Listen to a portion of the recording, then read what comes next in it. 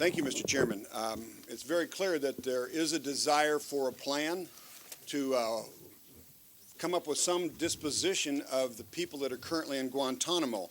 I have an amendment at the desk, and I will ask to waive the reading. I'll explain it very clearly. It's very brief. It just says that no money shall be used to transfer or release individuals who are detained at Gitmo to the United States.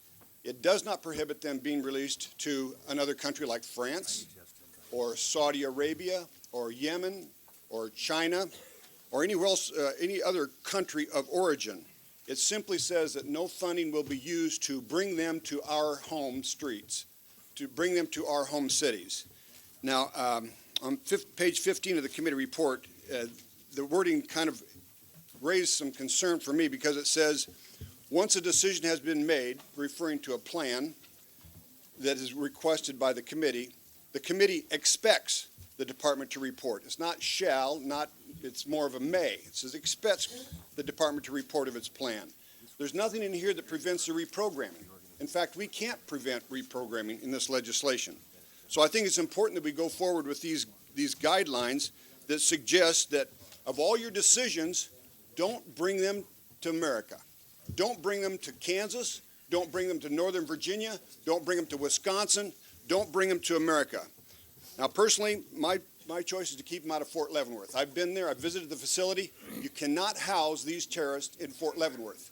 It is not ready for that type of incarceration.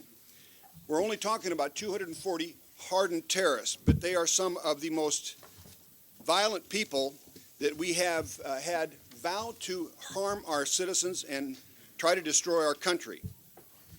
Now, as Mr. Wolf referred to earlier, the Obama administration has already authorized the release of 30 detainees from Guantanamo Bay. The Director of National Intelligence, Director Blair, has said that they should receive welfare benefits. And we could at some point potentially address that issue later on if we cannot prohibit them from coming to America. But he says they need welfare benefits. If we were to release them in the United States, this is a quote, if we are to release them in the United States, they need some sort of assistance to start a new life. You just can't put them on the streets. These people don't want a new life. They are happy with their old life of trying to harm and do damage to our culture, to our society, to our economy.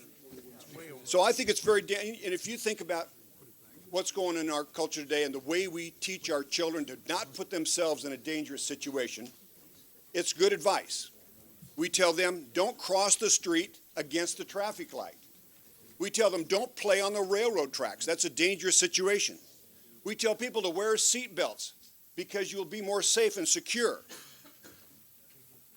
When it comes to H1N1 viruses, we say, wash your hands. Don't put yourself in a dangerous situation. But then, when it comes to these terrorists, we're willing to put ourselves in a dangerous situation. These folks have taken a vow. They have sworn to do damage to this country. They are not, and if you could allow me to use the parallel, they're not repentant sinners. They have a desire to do harm to our country. And I think if you go back to Main Street in your district and you stop the first 10 people that come into your office or that you see at the grocery store and you say, do you think we ought to release terrorists from Guantanamo Bay in our city? Yes or no? Well, that's pretty simplistic. That's the question you have today. Do you want to release terrorists into your hometown? I don't want them in my hometown. That's why I put this amendment forward. And I imagine if you talk to the people there in your home district, they're going to tell you the very same thing. So as we plan what we're going to do with these detainees, one of the guidelines in this plan should be, don't bring them to America. Don't bring them to my house. Don't bring them to your hometown, your hometown Main Street. So the choice is very clear. If you vote for the Tiahrt Amendment, you will be voting to prohibit terrorists from coming to your hometown. If you vote against the Tiahrt Amendment, then you will be telling your constituents, I don't mind if they come in. I don't mind if they are sitting outside the school, if they're at the grocery store, at the mall. I want my kids safe. I want my constituents safe. I want to be safe. I would suggest you vote for the Tiahrt Amendment, and I yield back the balance of my time.